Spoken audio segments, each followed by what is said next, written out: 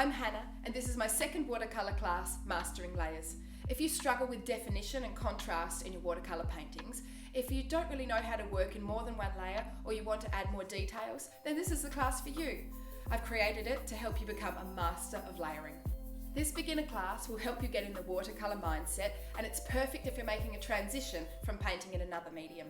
By the end of the class, you will have learnt these fundamental watercolour concepts: mixing washes, understanding transparency, layering colour, including using negative space, planning and ordering your layers, working wet on dry, complex layering using glazing, pattern and detail, and brush control and precision.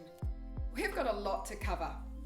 In the final project, we'll use our new skills to paint a sea turtle, and as a bonus, we'll produce a note card using negative layering.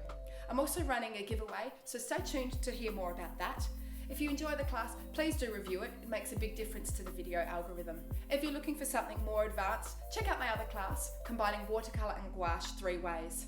Ready to level up your watercolour? Let's get started.